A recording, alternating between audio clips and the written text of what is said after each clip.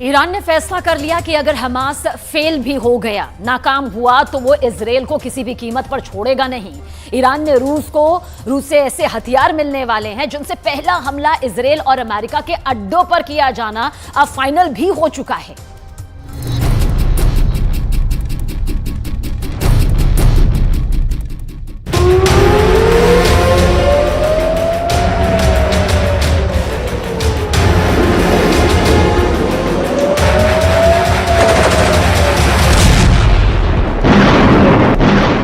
पश्चिम Asia जल रहा है और अब इस आग में नए शोले भड़काने का साजो सामान तैयार हो चुका है। इजराइल और अमेरिका के लिए बहुत बुरी खबर ईरान से आई है। ईरान को मिलने जा रहा है सुखोई 35 फाइटर जेट और Mi-28 अटैक हेलीकॉप्टर। रूस से दोनों हथियार मिलने जा रहे हैं। इसके अलावा रूस से ईरान को याक 130 ट्रेनर जेट भी मिलेगा, जिससे ईरान के फाइटर पायलट्स की ट्रेनिंग और बेहतर हो जाएगी। सवाल है कि ये ताकत मिलने के बाद अब इजराइल से कैसे टकराएगा ईरान। पश्चिम एशिया में ईरान की फाइटर गोलाबंदी शुरू हो चुकी है।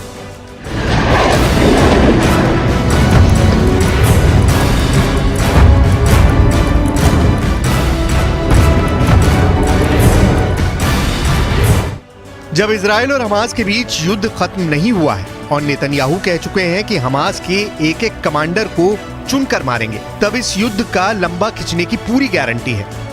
गाजा की आग कैसे पूरे पश्चिम एशिया को जला सकती है, इसका 1 महीने का ट्रेलर पूरी दुनिया ने देखा है। 15,000 लोगों की मौत तो सिर्फ शुरुआती कही जा सकती है, क्योंकि इजराइल का बॉम्बिंग मिशन अब गाजा से निकलकर बाहर भी जा सकता है और इसका सबसे बड़ा टारगेट अगर कोई बन सकता है तो वो है ईरान और साथ में वो मिलिशिया जो ईरान के साथ है। इसीलिए सुखोई 35 और Mi-28 अटैक हेलीकॉप्टर को लेकर रूस और ईरान की डील पर पूरी दुनिया में चर्चा हो रही है। सवाल है कि सुखोई 35 जैसे लॉन्ग रेंज फाइटर के टारगेट पर कौन सा देश होगा? क्या इस फाइटर जेट के टारगेट पर खाड़ी में अमेरिका के अड्डे होंगे या फिर ईरान अब इजराइल पर हमले के लिए तैयार हो रहा है?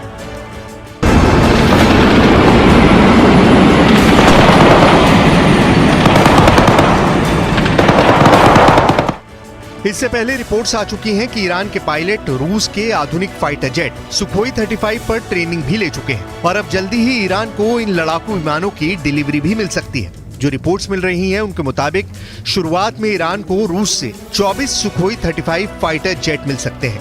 तादाद तो इनकी कम लगती है, लेकिन ऐसे फाइटर ईरान की एयरफोर्स को गजब की ताकत देंगे, इसमें कोई शक नहीं। इस वक्त ईरान की एयरफोर्स को वो रेंज चाहिए जो इजराइल तक उसकी पहुंच आसान कर दे।